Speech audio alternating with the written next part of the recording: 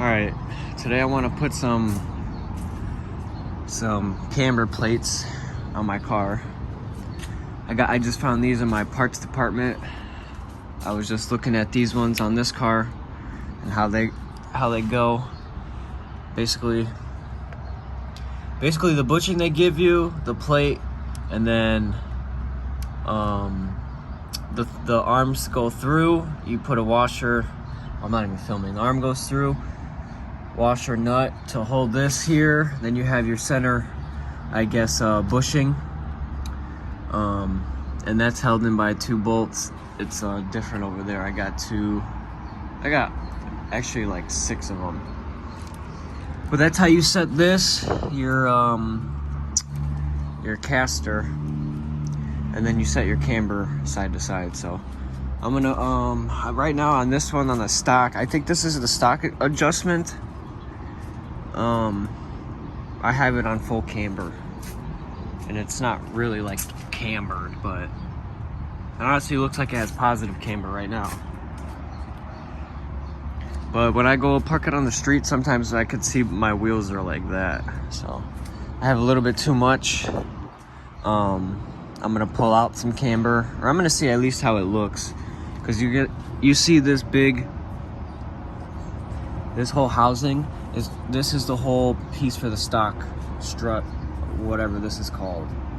I don't know what this piece is called, but you have movement here and here, and you can't adjust it. It's non-adjusting right here. This is non-adjusting, so that's how you set your caster from side to forward to back. So I'm gonna try to throw these guys on really quick. I just need to jack the car up, support the A-arms, loosen these 3 bolts. The strut will come down. I gotta get this bolt off first. That's the first thing I do. But you can see that I kind of like chewed it up a little bit. I hate this design. It's so silly. You have to like hold this rod and then get the nut off with an adjusting. It's a terrible design. You always mess this up, but hopefully I don't have to take them. I just put these on like 3 or 4 days ago, and the car, it's not super stiff, but it drives like a dream. I swear to God, this car drives like it's brand new. I got front and rear shocks brand new for like less than 200 bucks, $180 front and rear. But yeah, I'm gonna try to get these on real quick. Yeah, I'm gonna put these caster camber plates on really quick. Also, I did a little prop up on my hood. I got that to work when you open the door. Headliner piece is good. I can't get the thing on.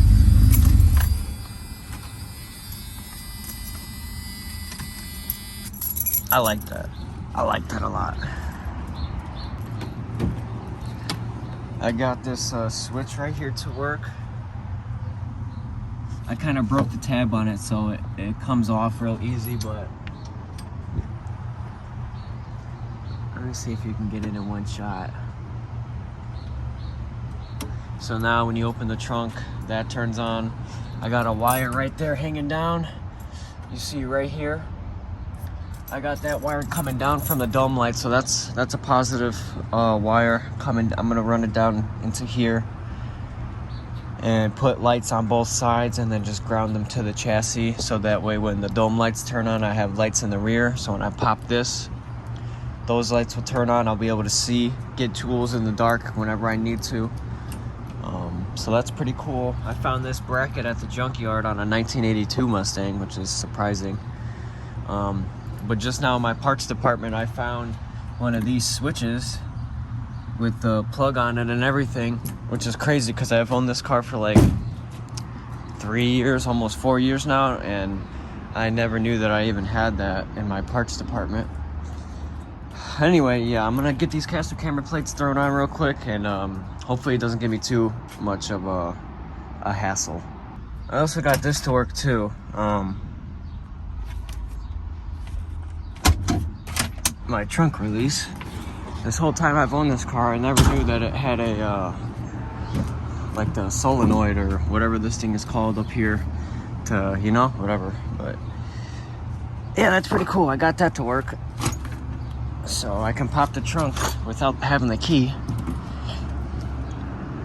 I want to wire in a button underneath the car or somewhere in the engine bay so I can pop it, like without having to get into the car. So say if I'm like locked out of the car or something, or if I accidentally lock the keys in the car, I could pop the hatch and then crawl into the car if I really need to in an emergency.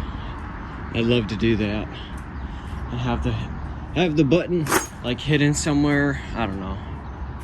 That'd be cool. I mean, whoever watches this video will know where the button's at, but yeah, I'd love to do that for this car, or maybe find an easier way, because I want to get the actuators for the locks on the doors to work. And maybe if I get locked out, I want to wire up a button somewhere in the engine bay or underneath the car or somewhere hidden, so that way when I do lock myself out, I can hit a button and it'll trigger the locks for the doors and it'll unlock all the doors. I don't know, I think that's a pretty cool idea, like a safety feature in case you like get yourself locked out. You don't have to break into the car, because I've broken into the car like 3 or 4 times. All right, once the wheel's off, you basically want to get, you can already see that I broke this flathead from doing this. You just hold it and then you get it off like that. So I'm gonna do that for this to get the strut out from whatever this is called. And then once the strut falls down, I'm gonna disassemble these 3 bolts, have that fall down. And then I'm gonna put the caster camber plates in and then put this literally reverse order. Actually, on these ones right here, you could see on this guy,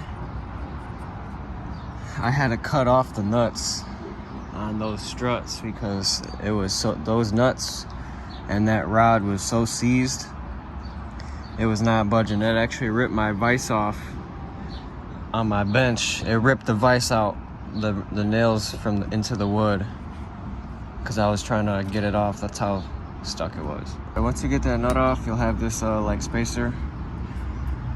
Right now would be a good time to replace this bushing right here. Once you pull this out, you can kind of see mine's cracked. Same thing on the other one. I should replace these, but I didn't. All right, so now that that's free, I'm gonna take this guy out. I'm gonna have to push I might have to take the strut out. I don't know yet. Yeah. It's an 18, at least it is for mine. These bolts right here are 18, so let me get these off real quick. All right, so once it's off, this little plate will come off, and then kind of, it's gonna want to push itself up, but you'll have to pull this guy down and get that guy out. If anything, it's probably gonna be easier to take those off. I just don't want to take the brake pad off and touch the brake pad, I mean the rotor. So yeah, let me figure something out real quick. Once you kind of like wrestle it a little bit, I just pushed it down. I was just pulling down the strut, and then once it came down enough, I quickly just pulled this off the top. So now that guy is just hanging out up there. So I'm not sure which way these are supposed to go, because these ones look like they are, if you look at this right here, it's like straight flat. This guy right here is like, has this extra piece. So I don't know if it goes flat this way or goes flat that way, but I'm gonna assume that they go like this way. So I think that goes over that like that.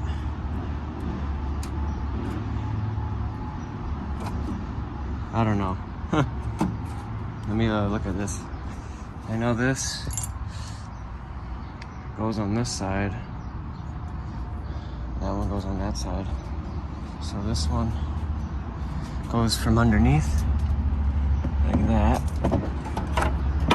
All right, that's basically how it goes. I know I just cut and it's installed, but literally once you stick that arm up from underneath, you get your bushings and put the bushings on, and then you put your plate, or sorry, you put your strut and then you put this guy on. Make sure this guy is on first because the plate sits on top of this guy.